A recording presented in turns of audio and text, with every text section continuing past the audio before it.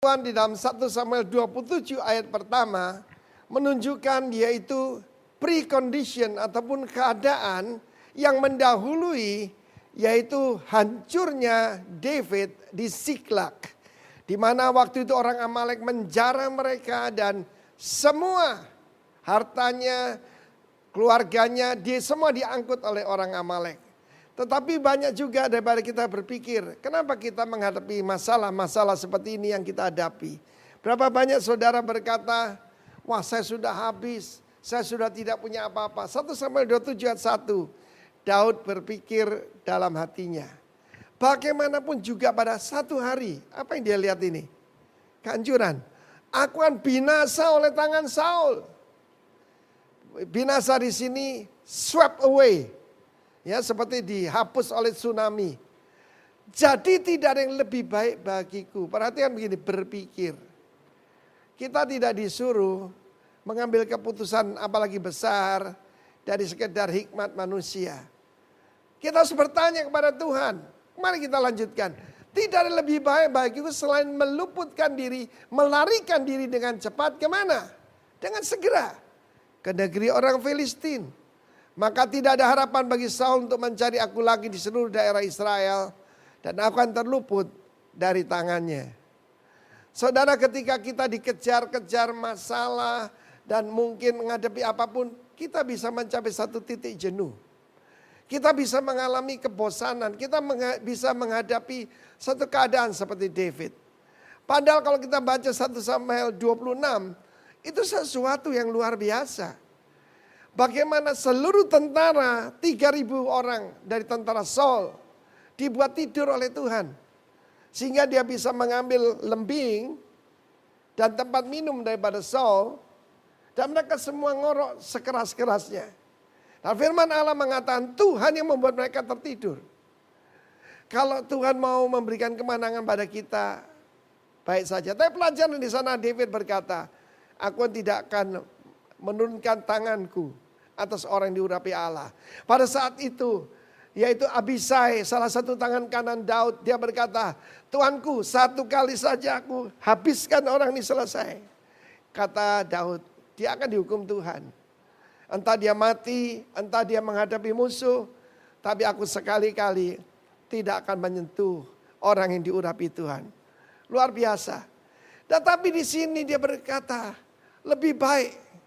Kalau saudara berkata lebih baik, hati-hati saudaraku. Dan dia mengambil keputusan yang sangat bodoh. Dia menghambakan dirinya kepada Akhis, raja kota Gad. Kita tahu bagaimana Filistin punya 5 kota utama dengan 5 raja. Itu menggambarkan apa? Panca indera kita yang bisa dimanipulasi oleh iblis. Ada orang punya kelemahan di matanya. Ada yang punya kelemahan di yaitu perasaannya. Ada orang yang berani makan mahal-mahal saudara karena dikuasai oleh lidahnya. Tetapi David berkata, lebih baik bagiku supaya Saul yaitu tidak bisa mencari aku. Ketika Tuhan mengambil keputusan yang bisa menggagalkan kita cuma diri kita sendiri. Tidak mungkin Saul bisa menjamah David. Berapa kali dia melemparkan lembing pada David. Tapi Tuhan meluputkannya. Saul bukan orang bodoh. Saul orang yang hebat. Tapi Tuhan yang meluputkan. Berapa banyak saudara dan saya mengalami diluputkan dari kecelakaan. Daripada sakit penyakit. Tidak terkena COVID-19 ini. Semua itu kemurahan Tuhan bukan? Lalu kalau kita lihat 1 Samuel 30. Dia mendapat hadiah dari musuhnya. Sebuah kota. Tuhan menjanjikan apa? Kepada Israel. Yaitu kerajaan. Dan kerajaannya itu apa? Dari sungai Nil sampai ke sungai Efrat. The Greater Israel termasuk Irak. Dan bahkan kepada keturunan daripada David. Sudah dinubuatkan. The son of David. Meskipun Yesus tidak mau dipanggil begitu. Akan menguasai seluruh alam semesta. Dan seluruh bumi ini. Termasuk seluruh bumi ini. Tetapi kalau orang dalam keadaan tertekan, maka dia mengambil keputusan yang keliru. Saya pernah mendengar seorang hamba Tuhan berkhotbah. Kalau kita boleh menendang bagian belakang daripada orang yang membuat masalah kita, maka kita akan patah tulang belakang. Maksudnya diri kita sendiri. Dalam 1 Samuel 30, mereka itu menghambakan diri dan berdusta. Tanda saudara dan saya berada di jalan yang salah adalah sederhana. Ketika kita mulai berdusta. Dusta kecil harus ditutup dengan dusta lebih besar. Dusta lebih besar harus ditutup dengan kebohongan yang lebih besar lagi. Jadi setiap kali mereka pergi menyerang, mereka menyerang orang Amalek, mereka menyerang orang Girgazi, tetapi mereka mengaku kepada Akhis, raja kota Gad, bahwa mereka menyerang keluarganya sendiri, yaitu suku Yehuda. Saudara yang kasih Tuhan, mari kita perhatikan rekaman 1 minggu ini saja tentang apa yang keluar dari mulut kita. Kalau kita di jalan Tuhan, kita akan berkata sebenar-benarnya. Lebih daripada itu berasal dari si jahat. Dan ketika mereka sampai ke Siklak, dari jauh mereka bisa melihat, yaitu kepulan asap yang sangat besar. Dan waktu mereka sampai di sana, semuanya binasa. Mungkin hari ini ada saudara yang sedang melihat keadaan seperti itu, di mana semuanya habis. Penghasilanmu habis. Mungkin ada yang punya masalah lebih berat.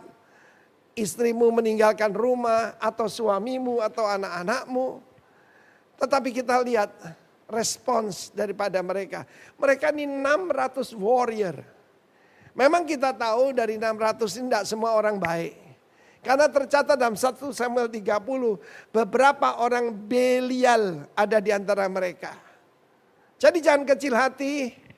Kalau di dalam jemaat ada saja yang model seperti itu. Alkitab saya mengatakannya. Tapi mereka semua menangis sekuat-kuatnya. Sampai tidak kuat menangis lagi. Apa saudara saya pernah mengalami keadaan seperti itu? Sebab mereka juga mungkin sedang membayangkan istri mereka sedang diperkosa. Anak-anak mereka mungkin sedang dibunuh. Atau sudah dijadikan budak.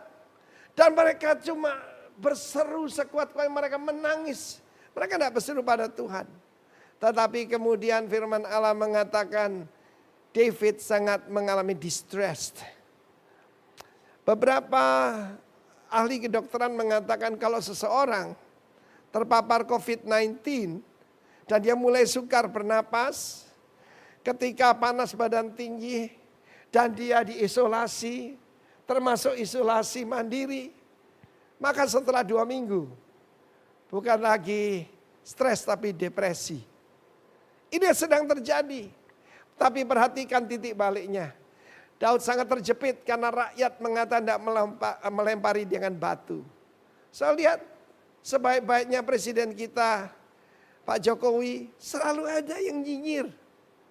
Orang selalu mencari kesalahan orang lain. Tidak mau menyalahkan diri sendiri, tidak mau periksa diri sendiri. Kalau mereka mau jujur, mereka menyerang desa-desa Amalek. Mereka yang menyerbunya. Dan mereka yaitu merampas semuanya, bahkan membunuh orang-orang mereka. Ini adalah lembaran hitam dalam kehidupan David.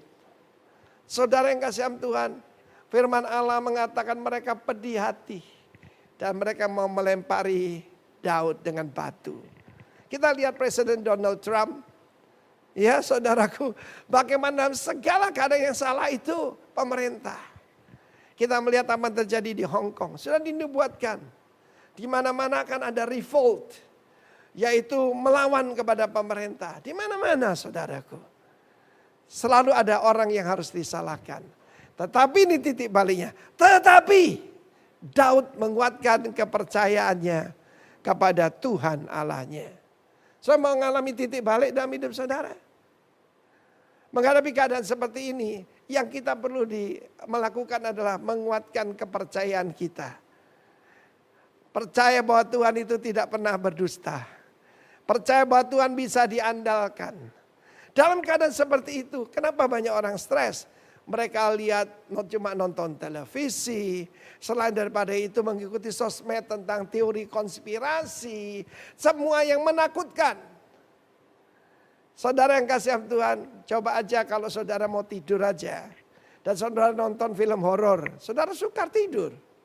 Karena apa yang masuk pada kita itu yang terpancar daripada kita. David menguatkan kepercayaan pada Tuhan Allahnya. Saya bayangkan. Sebelum meminta efod itu dia meminta kecapinya. Ya sudah lama dia tidak pakai. Dan dia mulai naikkan pujian bagi Tuhan. Dia berkata, Tuhanku, Allahku itu bentengku, perlindunganku. Ketika aku melihat kepada Tuhan, aku tahu ada kuasa dan kemuliaan. Dan dia mulai ucapkan janji-janji Tuhan dalam hidupnya. Aku diurapi tidak untuk dibinasakan. Aku diurapi untuk dibela oleh Tuhan. Dan aku yang jadi raja, bukan Saul. Dan bukan cuma Akhis, karena Filistin akan kukalahkan. Bahkan Amalek harus dibinasakan. Ada perintah Tuhan. Dalam Exodus 17, Keluaran 17, bahwa Tuhan akan menghukum Amalek harus disingkirkan, yaitu dari muka bumi. Itu sudah tertulis. Ketika kita tahu rencana Tuhan, kita tahu kehendak Tuhan, maka imannya mulai bangkit. We walk by faith and not by sight. Ketika kita memakai perasaan, kita akan mengalami seperti David. Rasa-rasanya lebih baik aku lari kepada Akhis. Akhis punya arti yang menarik sekali.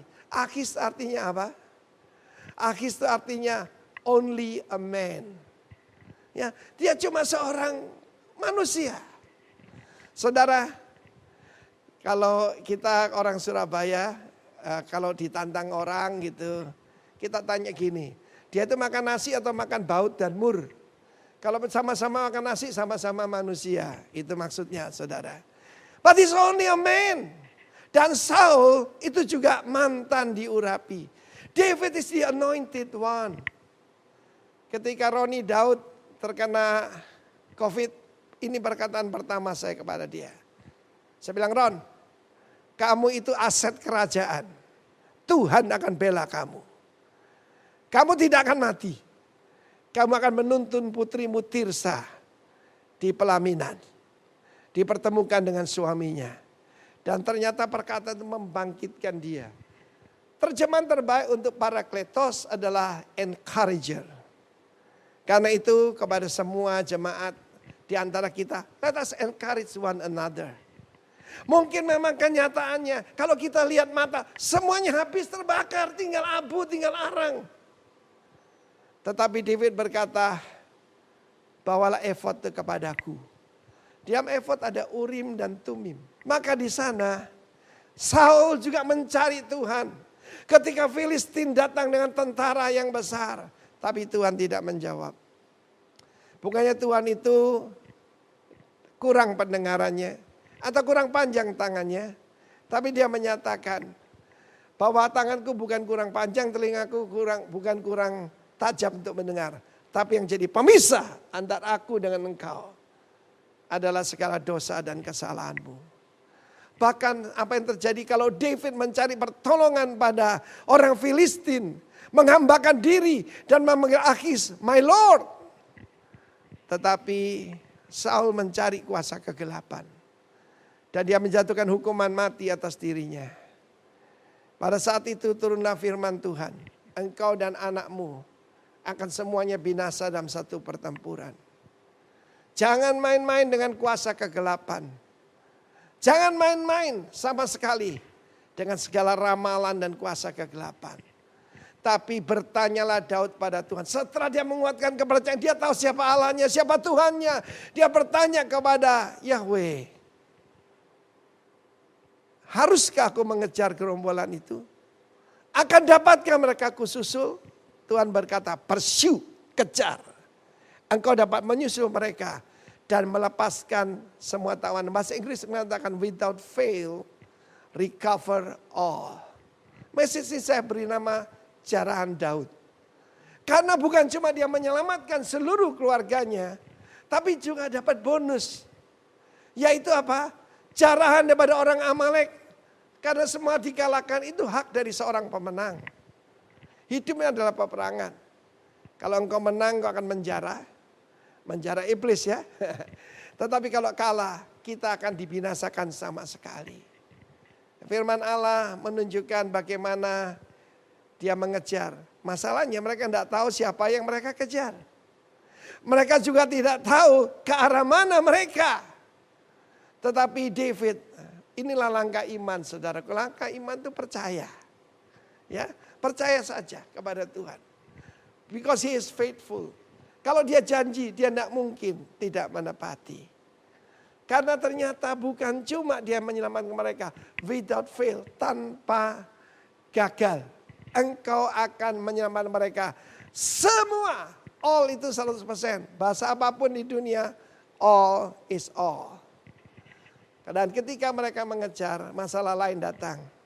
Mereka sampai ke sebuah sungai. Sungai itu namanya Besor. Besor itu artinya dingin. Kita hidup dalam dunia yang tidak ada lagi kasih. Kasih telah menjadi dingin. Jadi hati-hati apa yang kita ucapkan. Kata-kata kita harusnya encourage. Dan tidak membuat orang jadi lemah. 200 orang, sepertiga daripada, mereka tidak tahu berapa jumlah daripada musuh mereka. Tapi yang 200 berkata, kami sudah tidak kuat lagi. Diam saya sebagai pemimpin, gereja itu sekolah kepemimpinan. Ketika kita ngambil keputusan untuk membangun di lembah pujian, sebagian meninggalkan kita. Ini pendeta gila, tidak masuk akal. Tidak punya uang kok malah bangun yang gede, terserah. Tidak semua orang diberi iman saudaraku. Dan pada saat itu satu kunci yang luar biasa. David sedang bertanya pada Tuhan, where am I going, Lord? Tetapi ternyata mereka melihat mereka kira tadinya mayat. Ketika diperiksa, dia seorang Mesir. Tuhan itu tidak melihat warna kulit. Kasih itu ada berkata, love is blind. Ya, maksudnya tidak melihat orang ini kaya, miskin, cantik, ganteng. Karena sudah terbukti. Di dalam tuntutan di pengadilan, kalau orangnya tampangnya tidak simpatik, hukumannya malah diperberat. Tapi kalau orang itu cantik atau ganteng, tampan, itu hukumannya cenderung dikurangi. Itulah manusia, karena itu Tuhan berfirman, di dalam kita melaksanakan perintah Tuhan, jangan pernah memandang muka. Jangan pernah pandang bulu. Dan ternyata David berkata, stop. Tentara ini yang semua sedang dalam keadaan marah, dalam keadaan frustrasi. Mereka juga bertanya, apa yang terjadi pada pemimpin kita? Baru saja mereka mau melontari dia dengan batu. Dan apa yang dia perbuat tidak masuk akal. Mereka bisa kehilangan waktu. Mereka di dalam super urgency. David memberi kesempatan, yaitu memberi makan pada orang ini. Memberi air minum. Dan kemudian sepotong kue ara, 2 buah kue kismis. Diberikan breakfast saudaraku. Dan sebab ia sudah tidak makan selama 3 hari 3 malam. Dan di mulutnya ada kunci daripada kemana orang Amalek itu pergi. Saudaraku yang kasih Tuhan, selalu Tuhan kirim kita kunci-kunci tapi di mulutnya orang lain. Ya. Jadi kalau hari ini dalam keadaan saudara sendiri ada kebutuhan. Tetapi ada orang yang lebih butuh dari saudara. Ada orang yang sedang terkapar. Ada orang yang sedang terpapar. Jangan lewatkan. Karena di situ bisa ada kunci daripada membuka pintu yang tertutup bagi Anda dan saya. Dan dia memberitahu bahwa dia adalah hamba daripada orang Amalek. Dan dia beritahu arahnya yang jelas. David pergi ke sana. Dia serang mereka yang sedang makan, minum, sedang berdansa. Mereka sedang bersuka cita. Mereka kira mereka sudah menang. Dalam keadaan seperti itu, David menyerangnya. Karena itu ini pelajaran buat kita. Setelah kemenangan, jangan kita gila kemenangan. Kita harus tetap berjaga-jaga. Saya baru-baru saja mengalami karena kurang berjaga-jaga. Maka saudaraku, WA saya dihack saudara. Ya. Kan setiap pagi selalu ada yang minta doa, ada yang minta nasihat, ada yang minta uang juga. Dan mood saya adalah cuma memberi. Ya. Dan saya tidak berjaga-jaga, tahu-tahu WA saya dihack. To cut the story short, waktu rekaman ini dibuat, sudah kembali semuanya. God is the God of restorer. He's a restoring God. Apa yang hilang daripada saudara? Tuhan bukan cuma bisa kembalikan, recover all, tetapi juga dengan bonus-bonusnya. Selama Corona ini kan saya beri nama Corona Academy.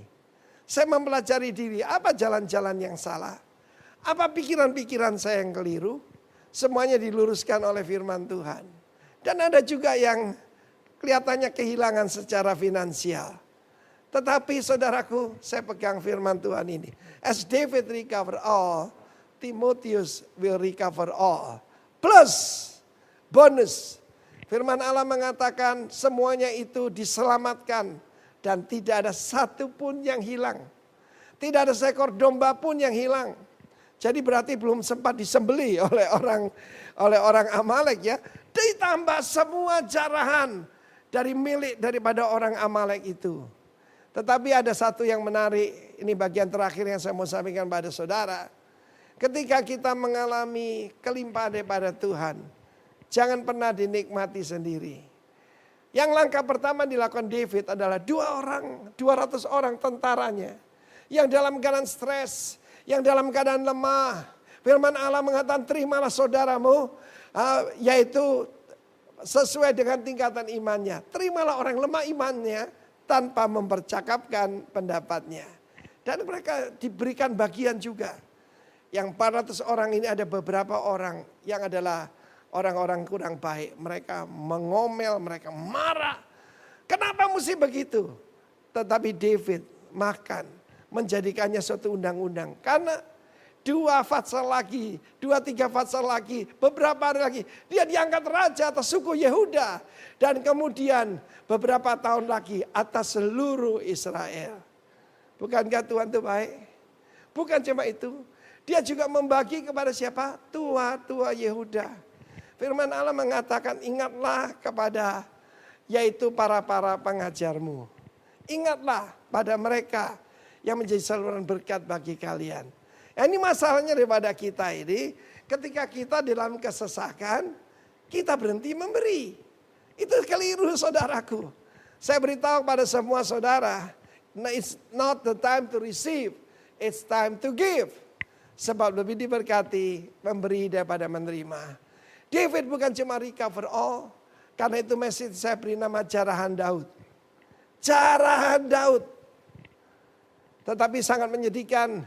Satu pasal berikutnya, Saul termasuk Jonathan. Semuanya dikalahkan, dibantai oleh orang-orang Filistin. Saudara yang kasih Tuhan, the house of David and the house of Saul berlanjut. Cake itu house, family. Kita membangun family. Kita bukan membangun ministry. House of David menggambarkan kerohanian kita. House of Saul menggambarkan kehidupan fisikal kita. Seharusnya yang rohani lebih kuat daripada jasmani. Keinginan Tuhan lebih daripada keinginan kita sendiri. Karena bagi setiap saudara yang mendengarkan ini, rencana Tuhan mencurahkan roh masih terus ada di atas saudara dan saya. As David recover all, bahkan jarahan daripada kemenangan atas Amalek. Biar itu juga terjadi atas saudara dan saya. Mari kita berdoa. Bapa, di dalam nama Tuhan Yesus, biarlah firman yang kami pernah dengar kembali membangkitkan iman kami.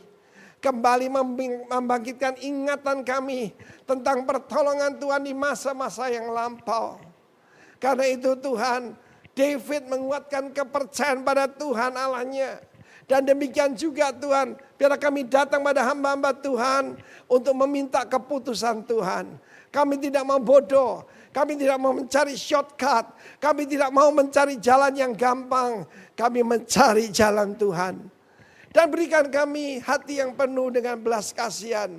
Sebagaimana David punya belas kasihan pada orang Mesir itu yang tergeletak di tepi jalan. Justru melalui dia, itu kunci kemenangannya. Berikan kami hati yang murah dan hati yang tahu menimbang perkara. Supaya tidak berkata semua kemenangan, semua sukses dari diri kami sendiri. Tapi kami diberikan hati yang siap untuk berbagi. Tuhan terima kasih. Biar terjadi pada umat-Mu di dalam nama Tuhan Yesus. Haleluya. Amin.